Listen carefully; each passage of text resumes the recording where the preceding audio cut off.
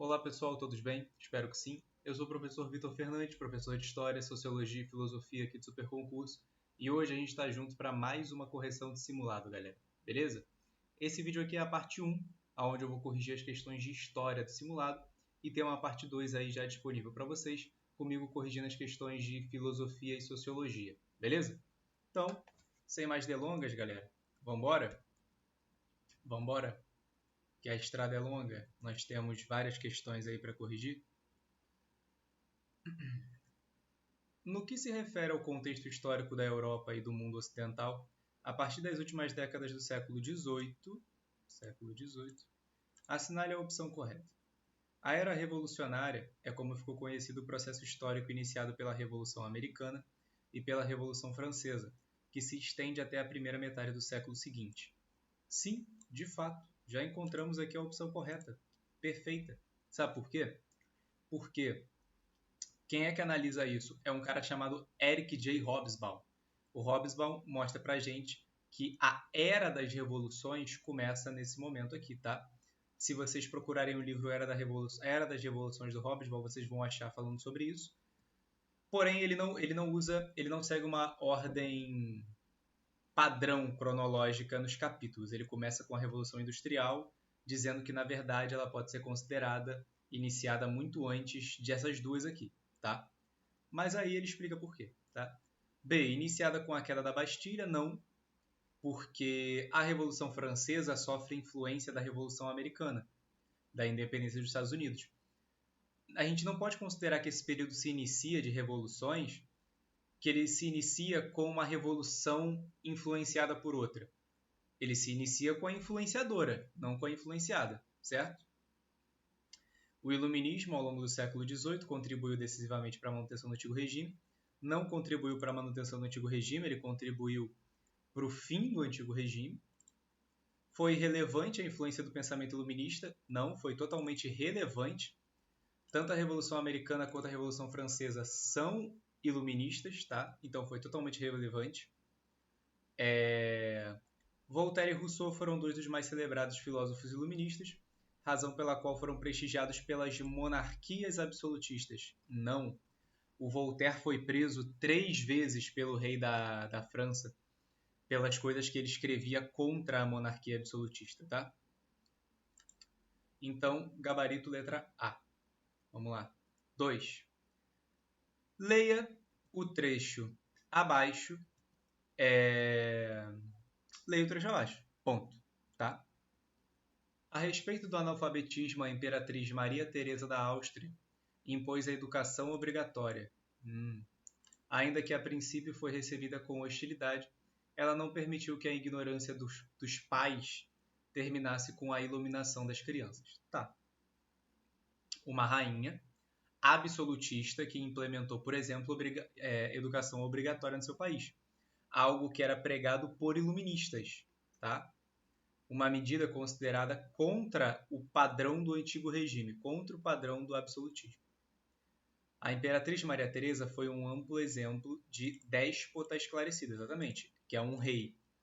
O que é o déspota esclarecido, galera? Lembrando, é um rei absolutista que adota algumas medidas iluministas e liberais, mas ele não se torna iluminista, ele não abre mão do absolutismo, tá? Tudo bem?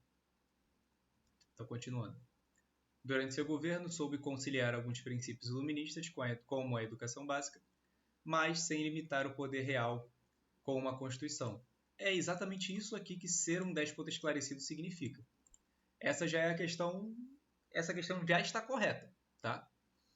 B. Entendeu que a ilustração era a melhor maneira de contentar a burguesia. Nem está falando sobre ilustração, não tem nada a ver. Está falando sobre educação.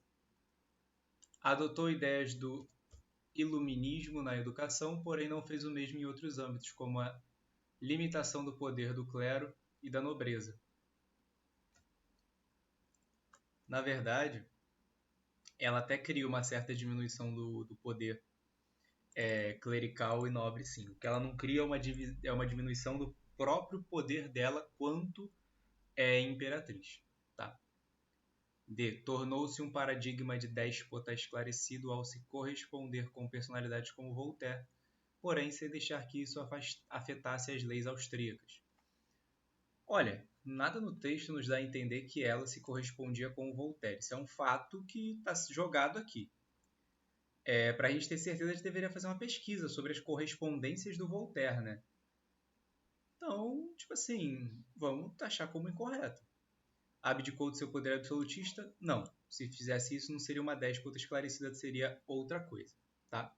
Seria só uma... Não seria mais absolutista, então não seria mais uma déspota esclarecida. Seria uma monarca constitucional, porque haveria uma constituição, tá bom? Número 3. Continuando. Os escravos são as mãos e os pés do senhor de engenho, porque sem eles não é possível fazer, conservar e aumentar fazenda, nem ter engenho corrente. Certo. Assinale a alternativa correta. Letra A. A escravização dos negros africanos permitiu que os índios... indígenas, né, galera? Aqui a questão é de concurso, ela veio assim, né? Mas, enfim. Vocabulário errado, incorreto. Permitiu que os índios deixassem de ser escravizados durante o período colonial. Não. Não é porque haviam pessoas negras escravizadas que deixaram de haver indígenas escravizados, tá? Não. Errado. O trabalho manual era visto como degradante pelos senhores brancos, e a escravidão uma forma de lhes garantir uma vida honrada no continente americano. Sim, de fato. De fato. Mas vejamos se tem alguma mais correta que essa. Apesar dos vultuosos lucros obtidos pelo tráfico, a adoção da escravidão de africanos explica-se pela melhor adequação dos negros à rotina de trabalho colonial. Não, isso é uma justificativa racista, na verdade. Tá? Na verdade, essa é uma justificativa racista, dizer que pessoas negras são mais bem adequadas a esse modo de vida e de trabalho. Não. Extremamente difundida na região Nordeste, a escravidão teve um papel secundário e marginal na exploração das minas de metais de pedras preciosas no interior do Brasil. Na verdade, essa exploração ocorreu por mãos escravas, tá? Então ela teve papel primordial, principal, tá bom? Beleza? Bom, diante das condições de vida dos escravos, os jesuítas criticaram duramente a escravidão dos negros africanos. Não, os jesuítas criticavam a escravidão dos indígenas, tá? Então, nos sobrou como a mais correta a letra B mesmo. O trabalho manual era visto como degradante pelos senhores brancos e a escravidão uma forma de lhes garantir uma vida honrada no continente americano. É uma questão, a frase, eu não acho essa frase muito bem construída. O trabalho manual era visto como degradante pelos senhores brancos e a escravidão uma forma de lhes garantir uma vida honrada no continente. Ou seja, é desonroso o trabalho manual, então para o senhor branco justifica-se ser escravagista porque é a única maneira dele ter uma vida honrada, fazendo com que outras pessoas utilizem suas próprias mãos para o trabalho manual, já que é algo degradante e ele não pode se degradar, tá? No caso é isso que está sendo dito aqui, só que eu acho a frase mal construída, tá? Mas é assim que isso se liga. Os escravos são as mãos e os pés do senhor de engenho. Por quê? Porque o trabalho manual é degradante para o senhor de engenho e para ele ter uma vida digna, ele tem escravos, tá? Na verdade, ele tem escravos porque ele é racista e se acha superior a outros seres humanos. Ponto. Né? Por os pingos nos is. 4. Assinale a alternativa que descreve corretamente o motivo pelo qual a coroa portuguesa transferiu-se para o território brasileiro em 1808. Qual o motivo que fez a corte portuguesa vir para o Brasil? Se vocês bem se lembram, tinha a ver com um baixinho francês. A Revolução Francesa, cujos rebeldes caçavam e assassinavam monarcas pela Europa. Não. A Revolução Francesa não fez isso. B. A crescente movimentação pró-independência que ameaçava o domínio português no Brasil. Não, nesse momento essa movimentação não era tão grande. Poderiam haver movimentos buscando talvez um tipo de independência local, uma troca de poder, né? O poder sai da coroa portuguesa e passa para aquela comunidade, mas independência do país não era algo desse momento. Que ameaçava o domínio português. Não foi por isso que eles vieram para cá, tá? Mesmo que esse movimento possa ser indicado como crescente e realmente existente, não foi isso que motivou eles virem para o Brasil. eles conseguiriam criar represálias sem vir para o Brasil, né? Até porque se eles vêm para o Brasil por causa desse movimento, vai que o Brasil consegue a independência, eles têm que voltar para Portugal, não é verdade? C. A invasão napoleônica em Portugal, que não aderiu ao bloqueio contra a Inglaterra. É isso, galera. Como eu falei, tinha a ver com o baixinho francês. É o Napoleão, tá? Napoleão, Portugal tinha como maior parceiro comercial a Inglaterra. Napoleão cria medidas contra a Inglaterra, de embargo contra a Inglaterra, e não permite que ninguém da Península Ibérica faça negócio com a Inglaterra. Portugal, tendo a Inglaterra como maior parceira comercial, continua fazendo os negócios. Napoleão fala, tá bom, então eu vou aí, vou invadir essa porcaria dessa Portugal inteira, e eu quero ver como é que vocês vão fazer. A corte portuguesa fala, se ele vai vir para cá, a gente vai meter o pé. Mete o pé por mar e vem para o Brasil, tá? É isso. Necessidade de dinamizar a política interna brasileira? Não. Nenhuma das alternativas acima? Não, porque é a letra C, tá? 5. Os aspectos assinalados a seguir são traços comuns à civilização do Renascimento e do Iluminismo, aquela galera da razão, que resgatava valores da antiguidade, arte da antiguidade, à exceção de um, a gente quer o errado. Teocentrismo, crença em Deus como explicação de todas as coisas, como centro do universo e acima de todas as coisas? Não. Isso não é nada iluminista. Nada iluminista. O iluminismo vai contra o teocentrismo. Ele vai a favor do humanismo, a favor do homocentrismo, tá? Visão laica da vida? Sim, aonde cada um pode escolher a religião que quiser. Exaltação da razão humana? Sim, a razão é o que vai explicar o mundo. Desenvolvimento da ideia de religião universal? Sim, também. Concepção do homem como artífice de si mesmo, aquele que é responsável por si mesmo, sua própria mente é capaz de mudar o mundo e fazer o que é necessário. Sim, tá? Teocentrismo está errado, beleza? Vamos lá. Pela imagem e pela data já sei o que vai ser aqui, festa do chá de bosta. 16 de dezembro de 1773, um grupo de homens disfarçados de indígenas. Essas questões gostam de não usar a nomenclatura correta, né? Gosta de ser errado. Parabéns, hein, banca? Tá de parabéns, nem sei de que banca é essa. Parabéns, hein, muito bom. Estão mandando mal a beça. Autodenominados Filhos da Liberdade, é o nome da organização que fez o movimento. Embarcou em 3 navios e despejou o carregamento de chá no porto de Boston. Esse episódio ficou conhecido como Festa de Chá de Boston. Tá. E teve como objetivo principal era um protesto, tá, contra a lei do chá, que entregou o monopólio para a Companhia das Índias Orientais Inglesa. Tá? Atacar a Companhia Holandesa das Índias Orientais? Não, a inglesa. Né? Os Estados Unidos era uma colônia inglesa. Se a coroa inglesa vai dar o monopólio de um negócio muito rentável em cima do chá para alguma empresa, vai ser para a Companhia das Índias Orientais da Inglaterra, não da Holanda, tá? B. Protestar contra a lei do chá, considerada abusiva, pois o debate sobre o tributo havia ocorrido no parlamento inglês, no qual os colonos não tinham direito à representação. É isso. O parlamento inglês escolheu uma coisa, né? O rei George III achou legal também, e desceu essa lei na colônia, e os colonos não tinham participação. No caso, a elite agrária da colônia inglesa estava incomodada, tá? Quem comanda a independência dos Estados Unidos são as elites. C. Punir as atividades comerciantes holandeses? Não. Defender a liberdade do comércio Atlântico Norte, sobretudo em função da repressão indígena no comércio triangular? Não. Quê? Não, nada a ver, nada a ver.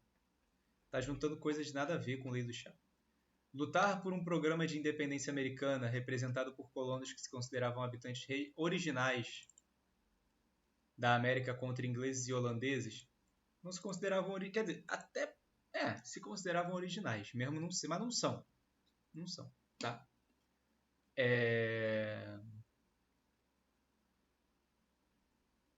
Beleza. 7. A democracia é uma construção coletiva com raízes históricas remontando à antiguidade clássica. Estamos falando de antiguidade. Para a civilização greco-romana, a democracia... Parará, parará, parará. Beleza? Contrapunha-se à oligarquia, sistema em que os proprietários de terra contratavam guerreiros e mercenários para restringir o direito de fala em praça pública, como em Esparta. Olha, a democracia vai se contrapor ela pode se contrapor à oligarquia, tá? Mas a oligarquia é o poder na mão de poucos.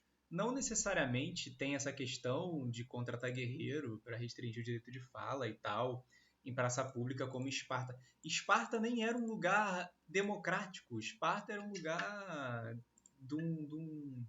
tinham 2 reis, era uma diarquia, tá? Realizava-se pelo alto governo dos cidadãos livres que, independente de riqueza e status, eram credenciados para participar diretamente das decisões coletivas, como em Atenas, no tempo de Péricles. Sim, 400 a.C., tempo de Péricles, inclusive. É isso. Tem a ver com o autogoverno dos cidadãos, você poder participar das decisões, você poder votar, você poder falar, mas só aqueles com riqueza e status. Então, não vai contra a oligarquia totalmente. Só quem tem esse direito são os poucos que têm poder. Entende? Então isso aqui também está errado. Sacou?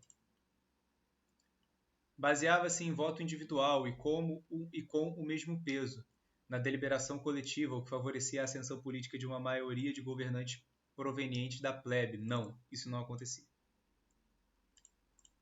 Fundamentava-se na ideia de liberdade política em contraposição ao modelo imperial persa, que permitia certo grau de participação popular, mas vinculado o desenvolvimento da democracia greco-romana não estava pensando no modelo persa. Só criaram o modelo deles, mas não estavam pensando nos persas quando fizeram isso. Designava uma forma de governo popular e representativa, não era popular. Só tinha acesso quem tinha dinheiro e status. Acabou por aí. Vamos para outro. A exclusão política da população mais pobre dos primeiros tempos da República, somada à fraude eleitoral, e a penúria a qual essas populações se encontravam acabou por ocasionar diversas rebeliões sociais. A cenário alternativa que não representa um conflito da Primeira República, ou seja, qual desses conflitos aqui não representa um conflito que ocorreu durante a Primeira República Brasileira. Bom, galera, então vamos lá. Letra A, Guerra de Canudos. Guerra de Canudos foi Primeira República, tá? Finalzinho do século XIX, lá no interior da Bahia, no Nordeste, tá? No sertão da Bahia, perdão. Revolta da Vacina, também Primeira República, Rio de Janeiro, tá? Galera revoltada contra a vacinação obrigatória, início do século XX. Guerra do Contestado, também Primeira República, lá no sul, tá? Paraná, Santa Catarina, rolou nas fronteiras desses estados. Revolta da Chibata também rolou na Primeira República, tá? Também início do século XX, assim como as outras. E foi aquele questão motim dentro do navio da Marinha pelos Oxi, esqueci o nome. Marinheiros, isso. Que estavam protestando, né, contra as punições que eram chibatadas na época, tá? E aí nos sobrou a última, Guerra dos Emboabas. É incorreta, a Guerra dos Emboabas não acontece durante a Primeira República. Ela acontece ainda no século XVIII, tá? Primeira República é final do século XIX e século XX, tá bom? Ela é ainda no século XVIII, né? Século XVIII? Século XVIII. 1700 e pouco, século XVIII. Então, Guerra dos Emboabas. Show. 9, para finalizar a parte de história, são 9 questões.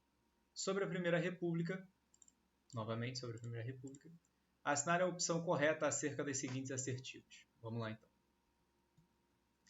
Haja garganta, viu? Haja garganta. O esquema político eleitoral por meio do qual as oligarquias exerceram sua dominação durante a Primeira República funcionava da seguinte maneira. Os chefes políticos locais, chamados da época de coronéis, coagiam os eleitores a votarem nos candidatos indicados por eles ou conseguiam o voto por meio da troca de favores. Esse voto imposto e controlado pelo coronel é chamado voto de cabresto. Sim, correto. Definiu perfeitamente o que é voto de cabresto. 2. Em virtude da política dos governadores, Campos Salles não aumentou o controle do presidente sobre a Comissão de Verificação de Poder, órgão responsável pela diplomacia dos candidatos eleitos. Na verdade, aumentou sim, tá? Esse não aqui aumentou sim, tá? Aumentou. A política dos governadores aumentou o controle do presidente, então, por aí vai. 3. Então tá errado a 2, tá? As oligarquias estaduais mantinham-se no poder por meio de alianças e favores que uniam os municípios, estados e governo federal. O coronelismo era uma coluna mestra desse edifício, baseado na fraude eleitoral e na corrupção.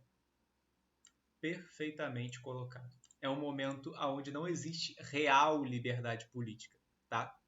Então, a 2 já estava errada, já não tinha como ser a C, nem a E, né? Mas também não tinha como ser a D, porque a 1 está certa, a 3 também está certa, 1 e 3. Letra B. Show? Então, galera, ficamos por aqui nessa correção, tá? E, ó, finalizando, vejo vocês na aprovação, valeu? Assistam a correção da próxima parte. Um abraço. Tchau, tchau.